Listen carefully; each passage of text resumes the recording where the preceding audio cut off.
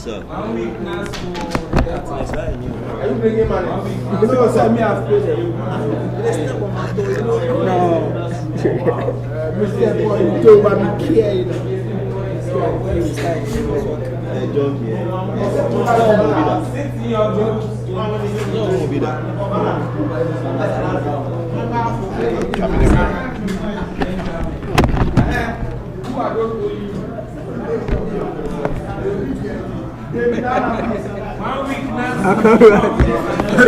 I'm too weak coming over.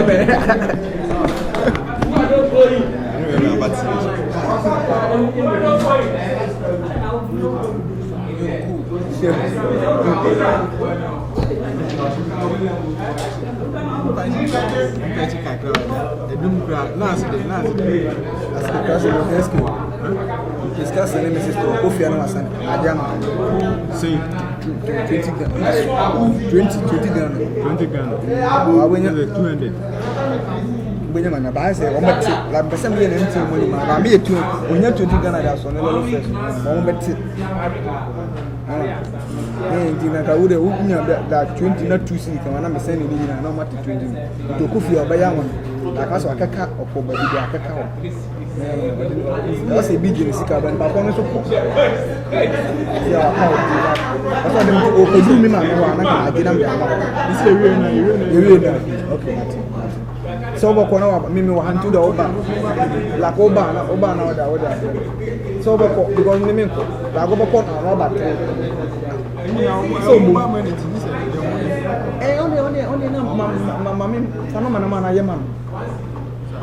you. What am I in your class? Ada, and my class.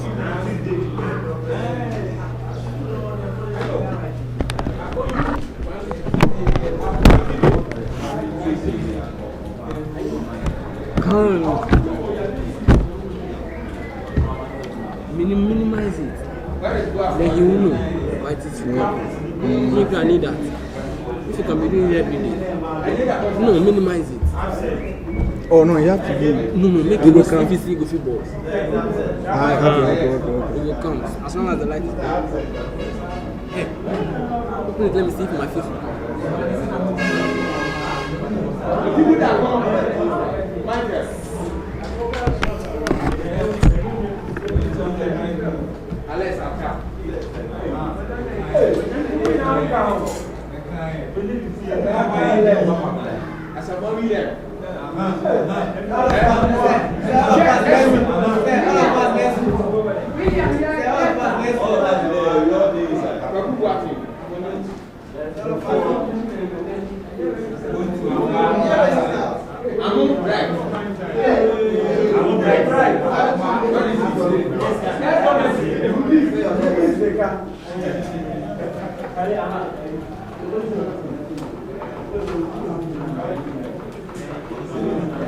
Come here, then.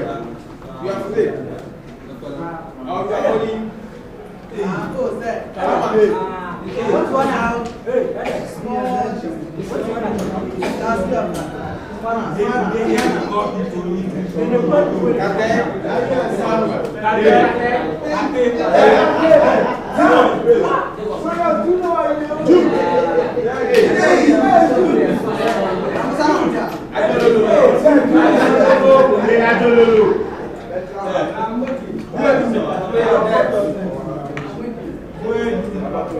Hey boys, I don't know. I will need them there. I guess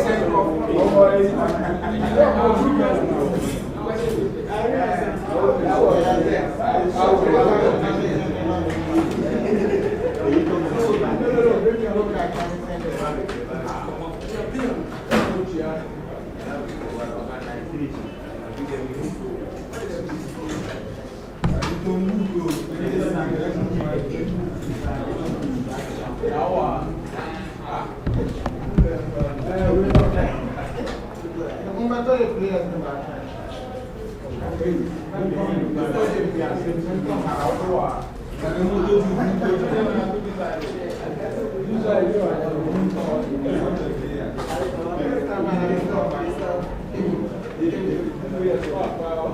starting with you, but then I will leave you. Along the way.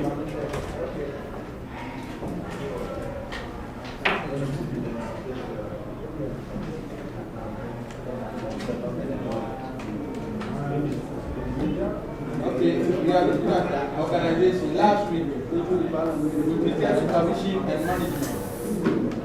I'm starting with you, then I will leave you somewhere along the line. So, we are looking at the organizational structure. How the structure of our organization is. By the end of this topic, we have defined organization, explain the principles of organization, describe objectives of organization, identify types of organization, and then we distinguish between types of organizational charts. So, one of you should do the reading, and I will do the explanation.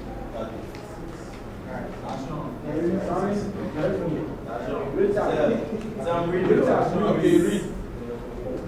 Definition of organization and principles of organization. Organization is a concept with different connotations. It means it has different meaning at different levels, depending on where you are using it.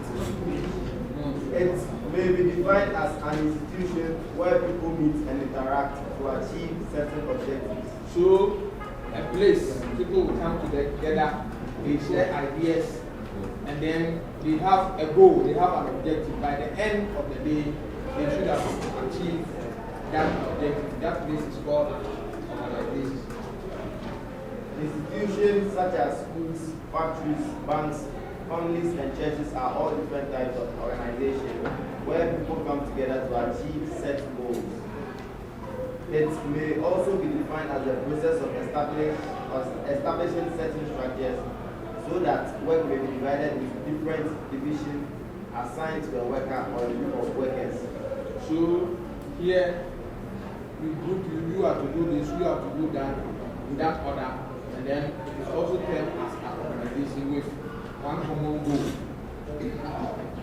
Organization ensures that the tasks of an institution are properly arranged so that operating unity and cohesion are enhanced. So that is it. We bring all ideas together so that we achieve a common goal. Principles of organization. These principles of organization are sets of factors that make an organization operate effectively to achieve its objectives. So every organization should have certain principles to follow. So we are going to look at the principles. Principle number one. Unity of objectives. Objectives set by every section of an organization should conform with each other. Example, if the production department plans to produce 100 units of goods, the purchasing department should also plan to purchase raw materials that can assist the production department achieve its objective. So now we have let's say a furniture shop or a furniture carpentry organization. What do? They have to manufacture, let's say, furniture, and then they sell a very big one. They have machines. They have a department who go and buy the wood, the nails, and the material. But before then, they would have been told what they want to produce before they will go and buy. And when they buy, this person will blame, this person will cut, this person will put it together, this person will polish, this person will do the upholstery. The final analysis, they will get the furniture. When they produce it, another person should have to go and sell. Then they get money. The final point is they want to make money for the organization. So all the departments, the objectives of the organization, they should be one. Let's bring it down to our automotive industry. When you go to a dealership, very big one, They have all the departments. They have sales department, parts department, welding department, fabrication department, everything. And even they sell cars. And they have filling station, they have a washing bay, all in one. So that everybody has to do his work accordingly to make sure that they achieve a common goal at the top. We have a forecourt manager, he's in charge of the filling station, but it is like one company. In Ghana, we don't do it like that. Filling station is different from workshop. Over there, they have it. A washing bay is supposed to be part of the workshop. Because you wash the car, you work on it. When you finish, you wash it before you give it back. If you want to work on the car, you have to wash the under so that you can see everything and then you work on it. They have sales department, they sell the cars. They sell the cars. Then they have the workshop. The workshop, they have so many departments. They have organizers, they have alignment, and everything in the shop.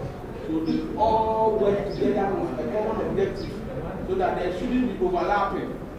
Everything go on coherently, then in the final analysis, they obtain or achieve the objectives of the organization. So the first point is unity of objective. Now when you come to Bulgaria as an institution, their core business is teaching and learning. Is that not it? Yes. But there are so many other subsets here. We have so many departments. We have stores, hospital, clinic, department, and so many other. But we all work together to ensure that we impact knowledge, we produce or we refine human beings to become useful to the society. So there should be unity of objective, and that is the definition. Clear? Point number 2. Establishment of responsibility. There should be a clear definition of tasks assigned to each person to enable the occupants know what is expected of him so that he can contribute to the achievement of the organization of the issue. Here too, the same thing. You are to know what is expected of you. Let's say we have a projector here, we have a projector here. When you close, you go away. There's a possibility that someone will come and sell it. So there should be somebody. Yes. Now that is what they want to do. You want to put projectors in all the classrooms. So that they will not be there. That is the best. You put the you can just connect your machine and then you put it. Now if you want the projector, the whole you can get the projector. Look at the projector with it. The projector was brought in 2007. That projector. If it was in the hand, it was not brand new. And after now, we are still using it. The color has faded, everything, and it's all moving us. But we are still using it because we don't have any. So that is it. So there should be establishment of responsibility. You should know what is expected of you. You are here to learn. That is what is expected of you. I'm here to do what? To teach. That is what is expected of you. So we put all together. By 3 years' time, we have produced somebody who at least should know how to repair a car. Okay, go on. Number 3, flexibility of organization policies. Organizational policies should be modified to be able to solve current problems. Example, a firm's policy. If internal recruitment can be modified to include an internal policy, an external policy that requires skills is not available in the organization. In some organizations, they don't employ outside. If they want a certain position, they promote. But a time will come that the expertise that you want, you don't have it in the organization. What do? You have to change the policy and you hire from outside. That is what we say here. So there should be flexibility in policies. There should be flexibility in policies. When you make the policy, you find out that it is not helping, you change it. Maintenance of discipline. Yes, very important. a well-prepared set of rules and punishments should be instituted to mold the behavior of subordinates to suit the corporate culture. Yes. Now, most of you here don't come from this place. It is because of education that you are here. So if you come here and you don't attend lecture, then what do you want to tell us? You are here to learn. You are told to come to school at 6 o'clock. You come at 7. Why are you here? So there should be code of conduct, that is code of discipline. Initially when we started the program, if I come to class, 50 minutes time you are not in, if you come, I'll lock the door. You will not enter. And because of that, the students were coming. But now you are lucky because we have been using the workshop. The place is open. The place is open. But formerly, they were just 15. So we go to the classroom, we do the orientation before we come to the shop. And then even like this one, we are supposed to be in the class. I love the door. If you don't come, I will not. But we stay outside. When we finish, the next day you come in. So that will become a form of punishment to make sure that you come. You are supposed to be over 40. Is that not true? Yes. Yes, sir. You're supposed to be 52. Yes, 52. But most of your colleagues are not in. You don't know whether they have stopped or they are about 47. So about 7. What is that your Rasta man?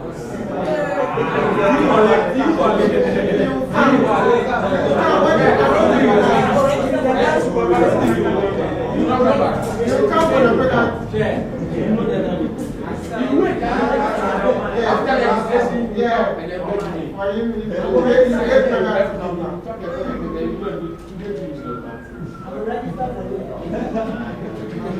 so far, people are not in. There is Annie.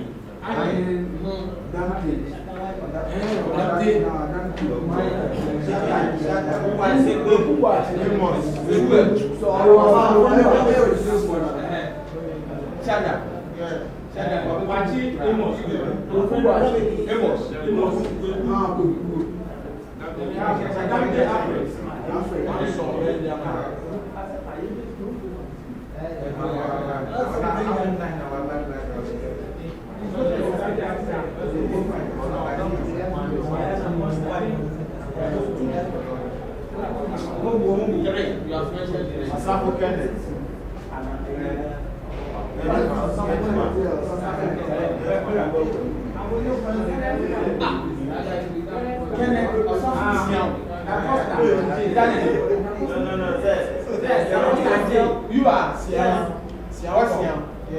No, you're fooling.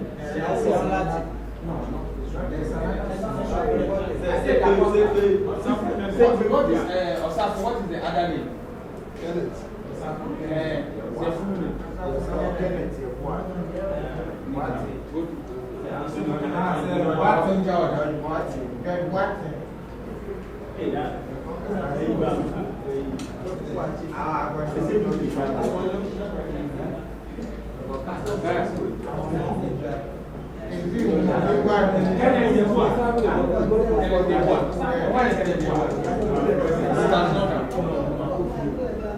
He came last week.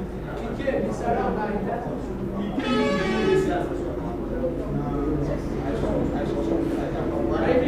when we started class, he came once. Okay, let's go on. Okay, Unity of command. Point 5. Yes, unity of command. First year he didn't come. First year he came and then the name is still there, but he's not part of it.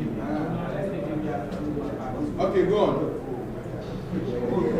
Every subordinate should report to one and only one supervisor in order to prevent confusion and undermining of authority when a subordinate is placed under more than one supervisor. Yes.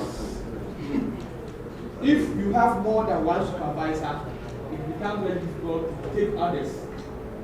I will tell you, go and repair this stuff for me. Another person will tell you, go and buy food for me.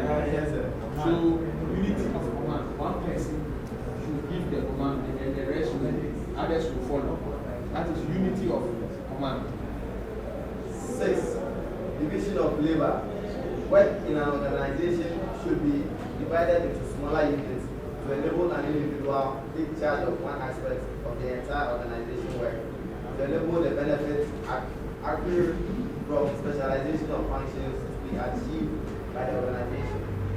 Now, division of labor promotes specialization. Let's say if you go to a workshop, we have those who are in charge of gearbox specialists. We have those who are in charge of overhauling. They are in the engine room. They don't go to the field.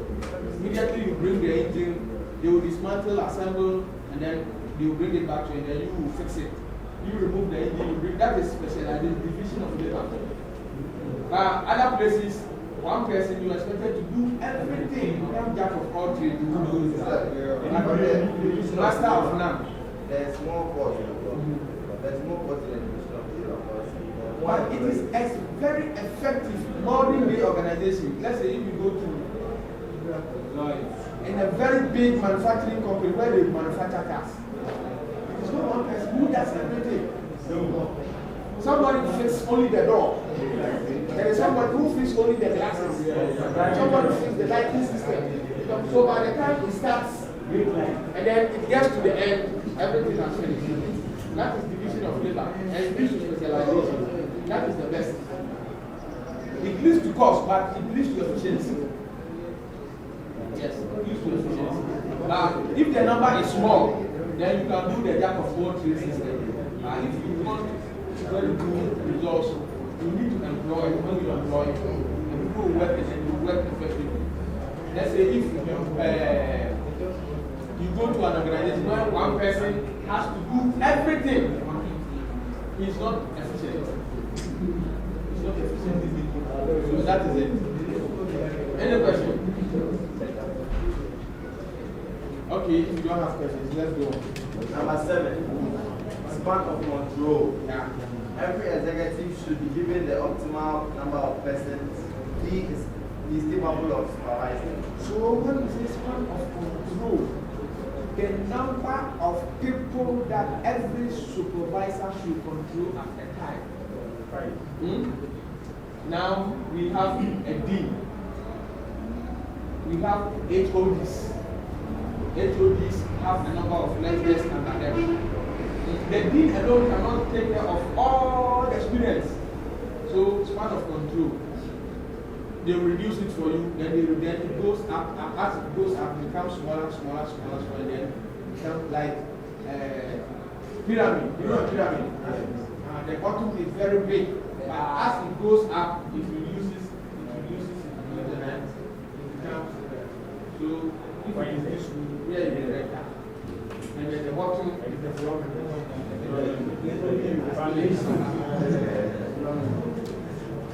Number 8. Delegation of authority. Managers must be prepared and willing to give part of their legitimate authority to subordinates to lighten their workload to be able to function effectively. You can't do everything. If you are a manager and don't delegate, you will not be successful. There is a need for you to delegate. As you delegate, you train your subordinates too. You train them as you delegate. Body. He was a student in Exam. He just completed. But now we are using him to help.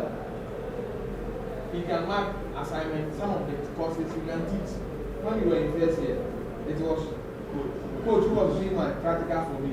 When I do the orientation, you come and do them. So he was also learning. And it was also relieving me. So that is how it is. You have to delegate. When you delegate, you train others. And you also learn. You pick it up. Some of you, definitely, when you get to 3rd years, we would like to retain at least 4 of you at the department.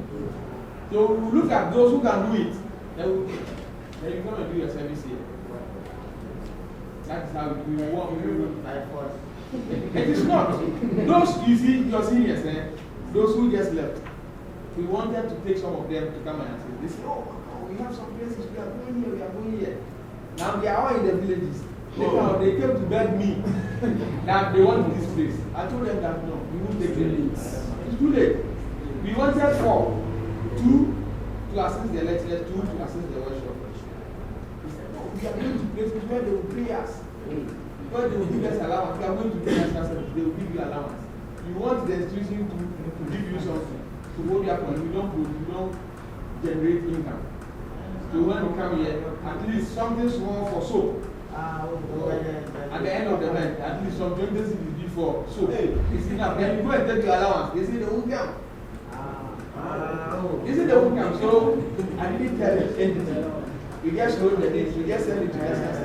They told them here. They want to pay money, connection to connection men, so that they'll get places that they want. Somebody is at the grow. Take his own interest away from the grow. He called me, he told me that, hey, the place is nice, so there is gold, the gold is cheap. So 2 grams, you will be there.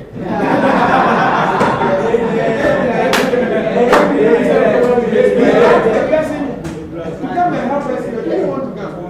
Later on, he was finding me to come and help. He told somebody to come. It's late. It's late. So that is how it is. When you finish final year national service, you will need some of you to come and help. As you are here, you learn. And even if you are fortunate, most of you here, the practical you don't know. If you get the opportunity to do your national service here for 1 year, by the time you go out, you would have learned something. Yes. You would have learned something. But people are saying they want money. You don't know the work. You want money first. Those who were here, some of them were here, practical, and now they are okay. They are confident. This man. Yes. What's your name? No, the other person. Isaac. He was here as an attaché. That bettered his CV. He wrote application, oh, I'm working at the. And then he didn't finish the service, he got employment. And I allowed him to go away. He's gone. So anybody who wants to, at least he wants somebody who has the at least little bit of money. He's now a service advisor. Yes, he's gone. So it is like that. So we don't let the money go ahead of us. If we do that, we will not succeed. We will not succeed. So that is it. Okay, shall we go on? Okay, number 9. Scalar principle. There should be a hierarchical. You know hierarchy? Yes. This is the hierarchy from here to here to here to here. Hierarchical, go on. Go on. There should be a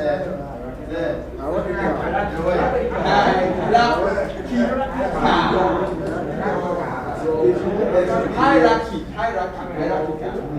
There should be a hierarchical structure which divides the various levels of authority from management down to operators. Such structure urges such structure against well for unity of command exercise. So that is it. Number 10. Last but not the least. Yes. Parity of authority and responsibility. Anybody given responsibility in an organization should be given an equal amount of authority to be able to direct others to accomplish the responsible assigned to him. Now, if I give you responsibility and I don't give you authority, you cannot function. So if I give you the responsibility, I should give you an authority which commensurate with the responsibility. So that if I ask you,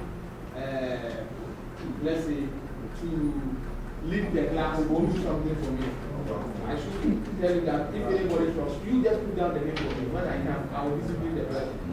Immediately I say that you know that the person here has authority, so you respect the person. I just allow the person to come and stand here, talk, you see them talking, fooling and so on and so forth.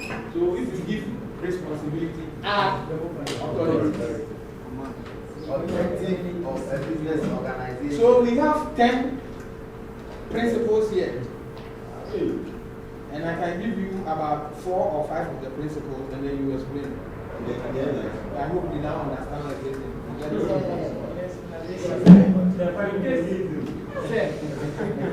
Yes. In case you ask the question, happens that you miss it out.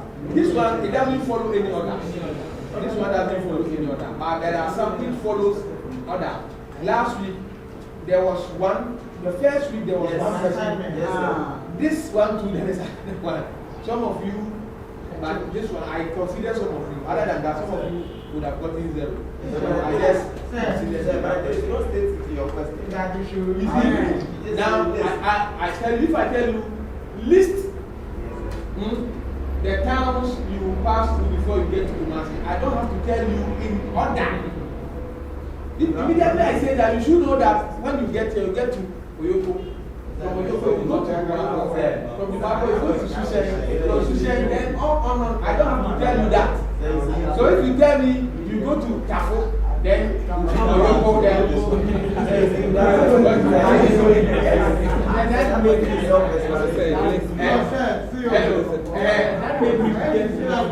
yeah, sorry, next time. Yeah, no direction to Kumasi.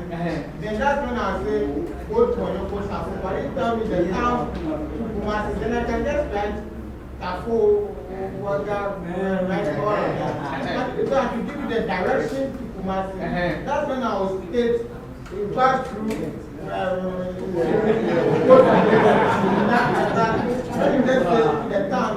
Okay, do you have some of your paper, one of your personal papers? Before then, those of you who didn't write their names, they wrote their index numbers. I couldn't find your name. The list I have contains only names. I don't have your index number. So if you know you wrote your index number without your name, it means I've not recorded your mass. I will have to record it, so you bring the paper to me for me to record. Do you have something like that then? Fashion of the let me see. We got it one.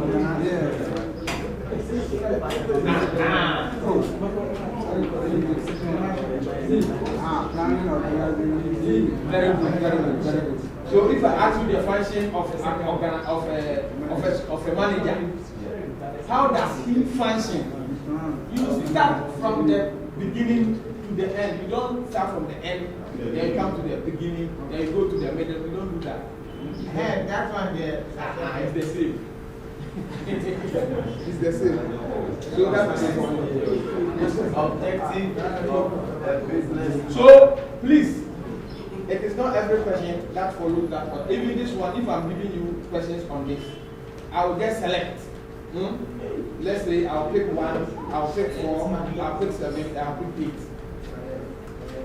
When you do that, yes. Which one? Like the listening in the order. Some of them, if I ask you to list, it becomes very easy. If only you know what you're about.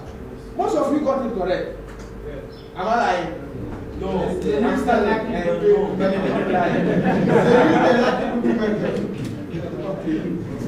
go on.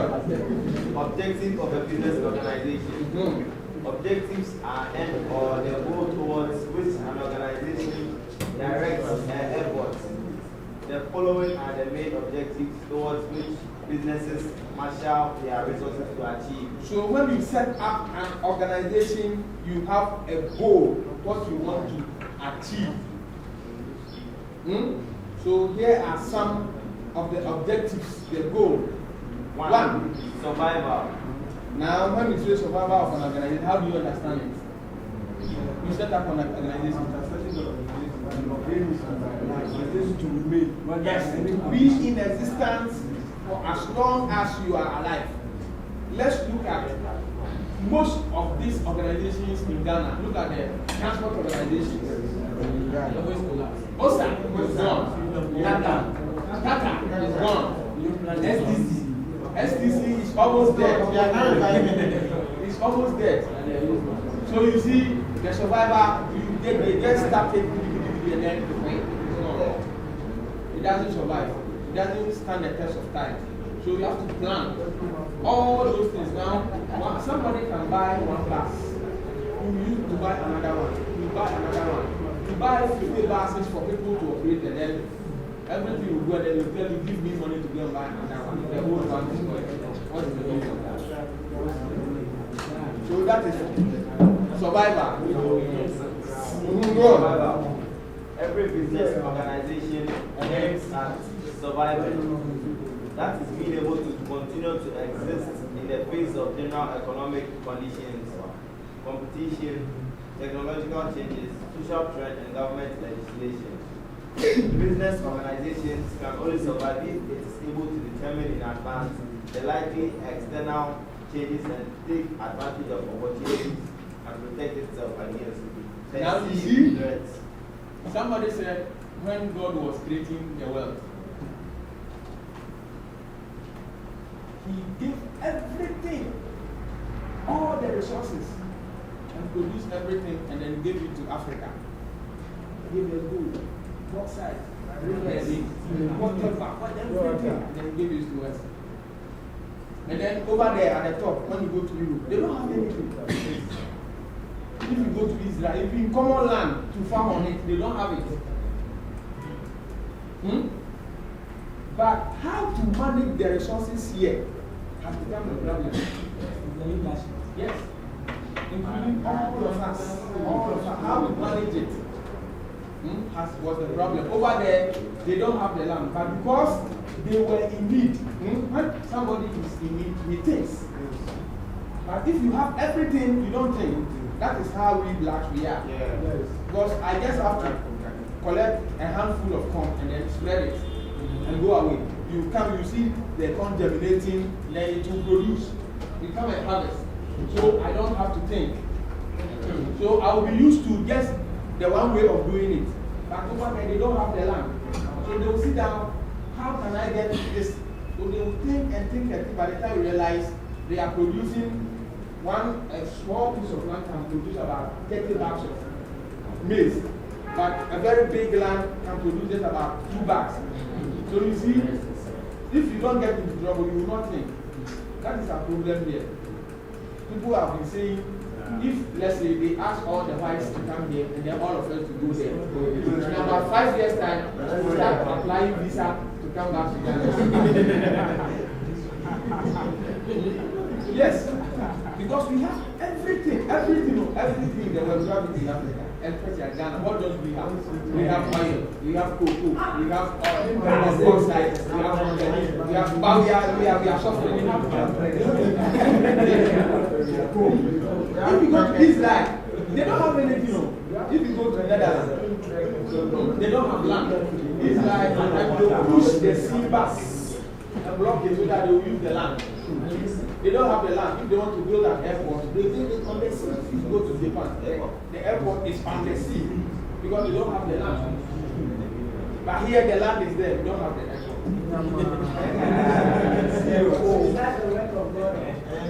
Don't think. That's how I see it. We don't think. Because we have everything, we are at ease. So we don't. That's the problem. I don't know. So again, it is good to face hardship. It confuse you. It prepares you for life. If you enjoy everything, this. It's like this so that is it. Survivor. They are done. Number 2, growth. Business organizations aim at growth or to expand. Indicator of growth may include producing more of its existing product or diversifying its existing line of products. So every organization wants to grow. When we started the HND program, first year we were 50, we So they were 14, came to 15, came to 20. Now, last 2 years, they were 44. Now you are 50 something. So you see that we are growing. So there is a need for us to plan. This time it has reduced again. It hasn't. When you came, you were about 7 the first day. I mean, now those after us. No, when you came first year, 2 years ago, you were 9 in class. The first day I met you, you were 9 years. And then they started coming. And they came till the last day. Even after matriculation, you were coming. Some of you here came after matriculation. So by all means, they will come. The argument is those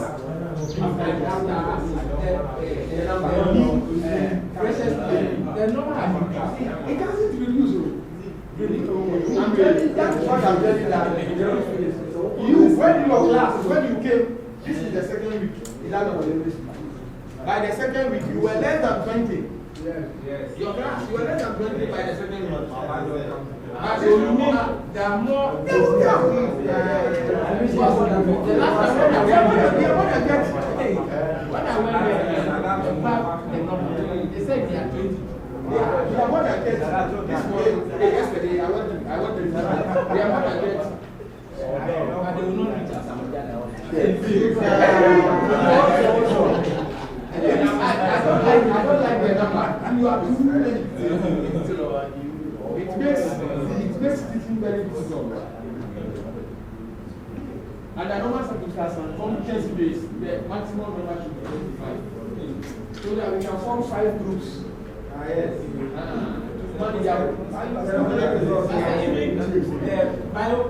They propose that there should be 25%. And now I understand the number is almost. So it means if it becomes 40, it doesn't become 50. How I will get time to attend to you because of the number. I look at the number and put off. So it doesn't become a question. And ever since they have not employed, when they were 50, we were 6. If you were 7, Mr. Hansen was there, you were 7. So it was manageable. But now you are so many, but still the same number. And the same salary. As for the salary, you can't okay. Business organizations achieve this objective if it is able to carry out research, technological development, and to come out with better goods and services to satisfy targets of consumers. Number 3, contributions to social progress. Now, when you set up an organization where you are cited, you have to help those around the area, social responsibility. So, MTN, we are giving scholarship. Vodafone, we are doing this. That is social responsibility. You have to help where the environment in which you are living. This before like I was likely as an organization, you have to take care of your members first before you go back. Right, this now that one will come. Contribution towards employees. Yeah, I see. It is not arranged in order. That is what I'm saying. That in this case, it is not arranged according to order that we mixed up. Okay, go on. Every business annually every business annually pursue the traditional objective of profit maximization to the neglect of its contribution to social progress. Business organizations should protect the environment against pollution, development of market structures and community centers. Business organizations can achieve this if it is the society, employees, customers, shareholders, investors, etc. that assisted it to make a profit. It becomes prudent on the part of business organizations that part of the profit should be used to improve the society so that it can continue to receive support from there. Now, MTN, all of you here, all the telecommunication companies, we have been helping them to make the money. Is that not it? Yes. So there is a need for them when they get the profit, they put some back into the society. That is your social responsibility. Number 4, contribution towards employees. Management involves the use of people and material resources to achieve an organizational objective. People are the employees and they contribute vital machines which organizations use to achieve their objectives. Business organizations therefore have the objective of seeking their welfare by providing attractive wages and salaries, offer job security, provide safe, healthy, and ideal pleasant conditions to offer job satisfaction, training, career development, and participation, etc. To achieve its objectives, organization can achieve its objectives from increased productivity so that employees can enjoy their fair share. So, as you are working and then you are making the profit, you think of your employees who are bringing their money. So, in some organization, they have targets, especially at the mining organization. Let's say they want to produce 1,000 ounces of gold every month. If you are able to achieve it, they will give you bonus. So let's say at the end of the month, they give you a salary. 2 weeks time, they will give you additional money. It is incentive. I will help you work. If you go to the mining organization, formally at Kotia and GCD, the workers, they give them free medical care, free accommodation, free electricity, free water. It serves as motivation to help you work. And once a while, if they are able to achieve their target, they give them incentives to help the workers work harder. So that is contribution towards employees, because they are the people who are making the money for you. Number 5, maximization of profit. Profit is a traditional and so under normal circumstances, this should be the number 1 first point. Every organization wants to make profit, but it is not in that order. It has been mixed up. Go on. Profit is a traditional and the economic objective of a firm. Profit is needed to survive, grow, satisfy her social responsibilities, provide adequate welfare facilities for employees, and even satisfy her legal requirements. So you see that without a profit, all that we've mentioned here cannot be achieved. So this is the number 1. Business organizations can achieve this objective by being able to combine its resources effectively to produce high output at the minimum cost. By this process, gains from production are going to be more than justify the inputs committed into production, hence achieving the level of profits required by the firm. So that is it. Every organization wants to maximize profit. They want to make profit. That is why they set up organization. Okay, go on. Organization structure. Definition. Organization structure is the arrangement of an organization to show the authority relationship that exists in an organization, or organization structure is an arrangement to show the distribution of authority in an organization. So you have been given 2 definitions. Or the third one. Or it's a framework which defines who has authority and over whom the authority is to be exercised in such a manner as to achieve the objectives of an organization. So if you are asked what is an organization structure, any of the 3 can be mentioned. Features.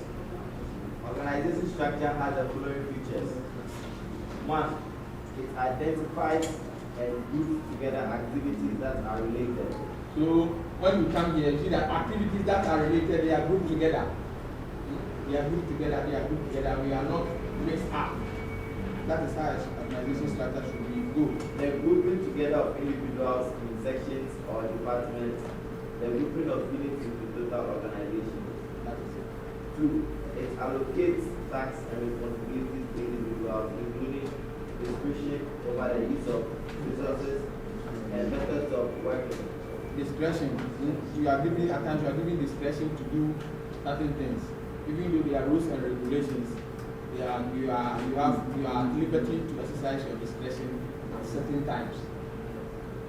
Number 3. It shows that this designation of formal reported relationship determining the number of levels in the hierarchy and the span of control of managers and supervisors. It therefore helps and superiors.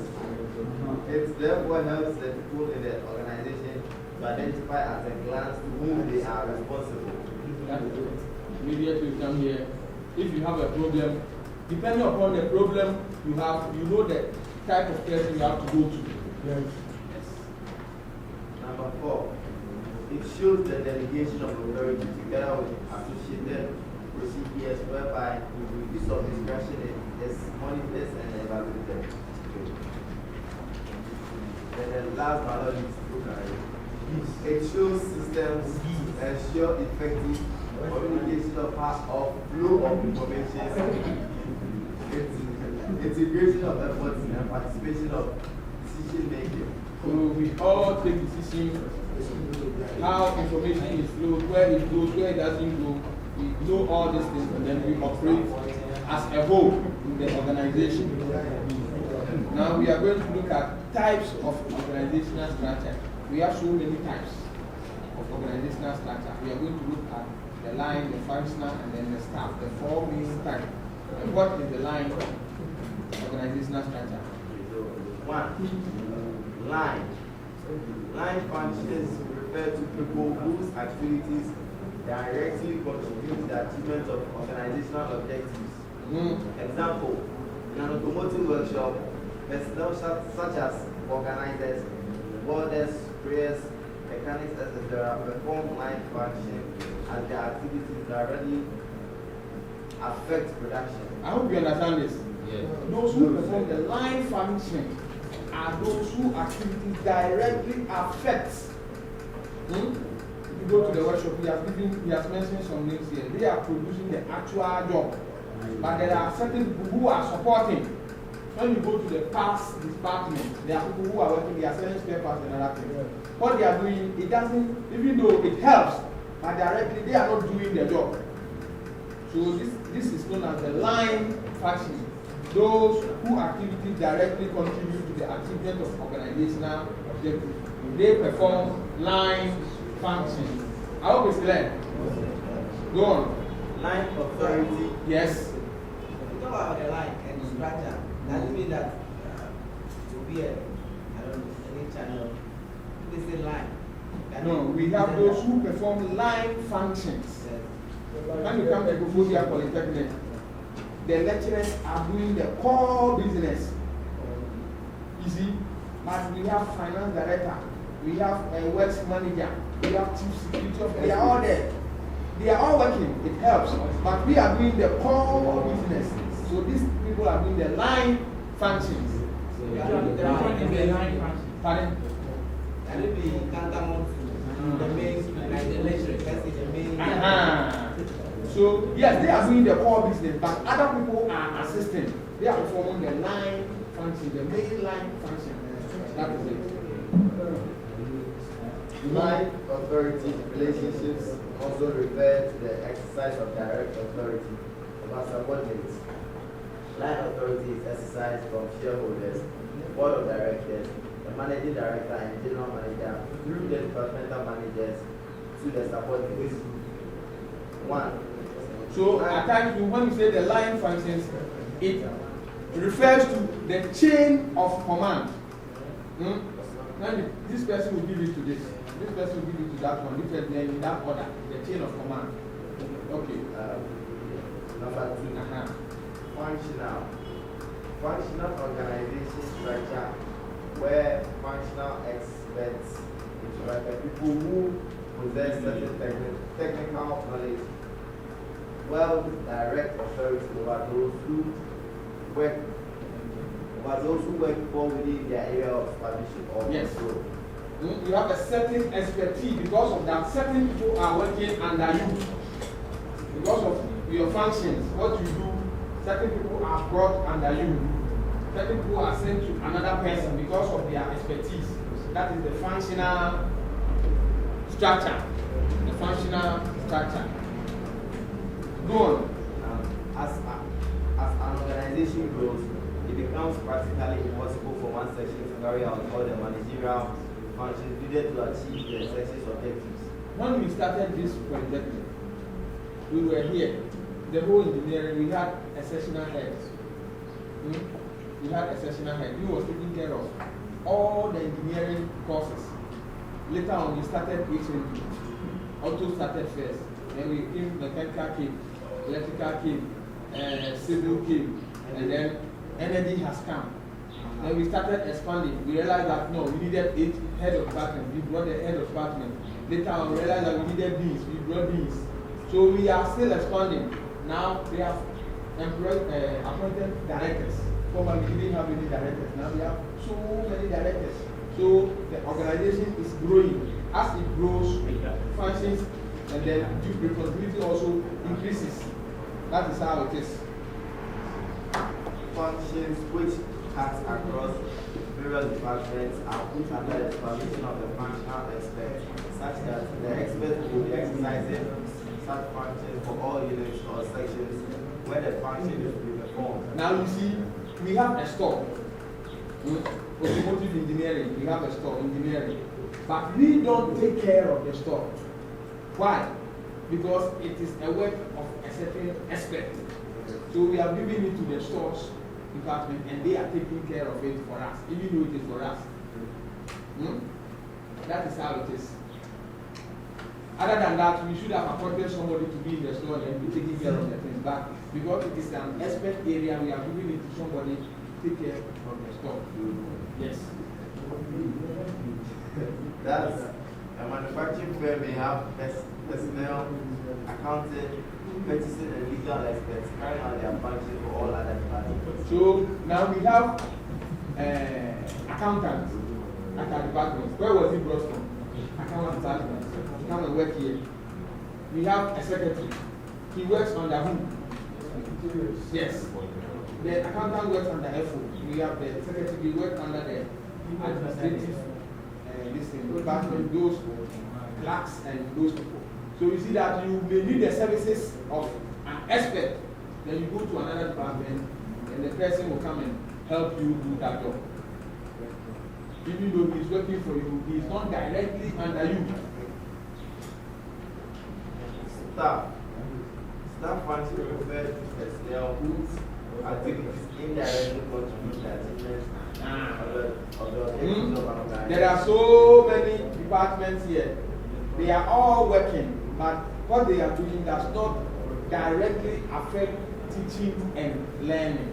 But without them, we cannot function as a school. There is a washroom here. You let us leave it for 1 week without attending to it. And you know, I sit here to learn. So that is how the system is. So they are performing the staff function. Okay, go on. In the furniture manufacturing, the functions of a night watchman and an accounts clerk are staff in nature, as they indirectly contribute to the manufacture of furniture as compared to the carpenters and others. Functions of staff personnel are advisory.